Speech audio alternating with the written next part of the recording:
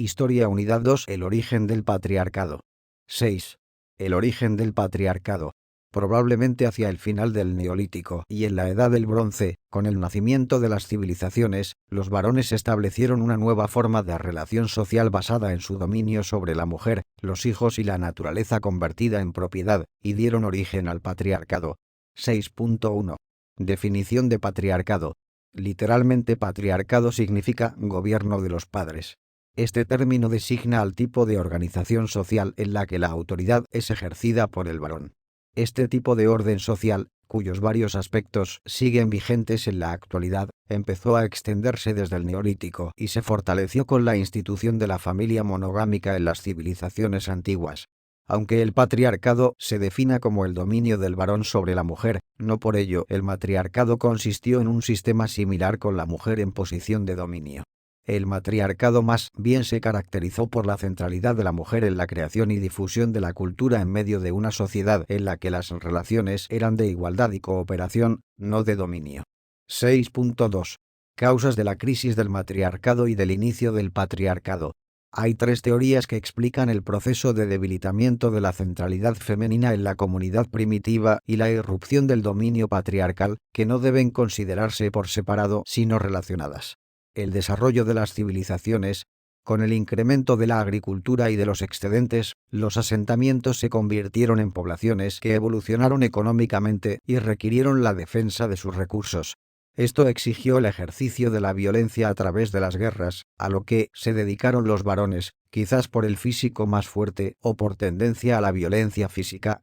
Esto creó una cultura bélica y estructuras políticas dominadas por hombres y no por mujeres. Diferenciación de roles.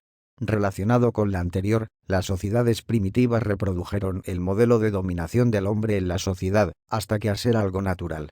Definitivamente la mujer fue relegada a las labores domésticas, manuales y de reproducción y procreación, mientras el hombre se dedicó a negocios, comercio, gobierno y la guerra.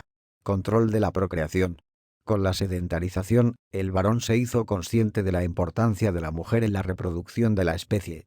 El hombre se da cuenta de que la mujer es capaz de dar vida a seres humanos de su mismo sexo y del contrario, pero también asume que es él quien deposita a ese ser humano, fecunda a la mujer, por lo que la considera un recipiente, un medio de procreación de mano de obra.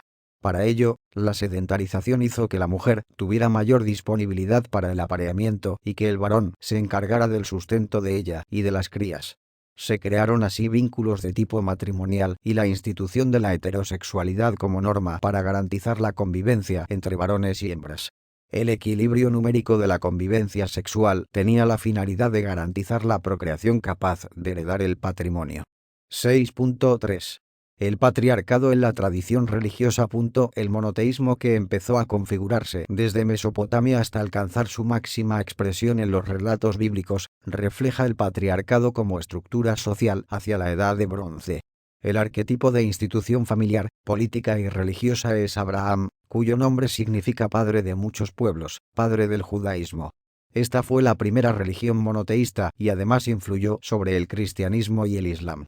Según el relato bíblico, Sara, la esposa de Abraham, era estéril, por lo que el patriarca tomó a su esclava para procrear. De esa unión, nació Ismael, que no fue considerado por Dios un heredero válido de su promesa de multiplicar su descendencia. Luego Dios le ordena embarazar a su esposa y nace Isaac, del cual descienden los judíos. Para la época, los pueblos practicaban la ganadería trashumante y desplazan los rebaños por extensas áreas. La casa del patriarca, además de rebaños, poseía esclavos y tesoros. El patriarcado moderno.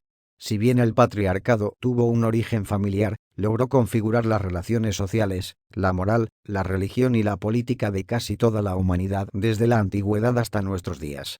Por ejemplo, en pleno siglo XX, muchos países aún no permitían el voto femenino, prohibición que ya fue abolida en la mayoría de países. Pero a pesar de estos avances, el patriarcado sigue presente en casi todo el mundo de dos formas.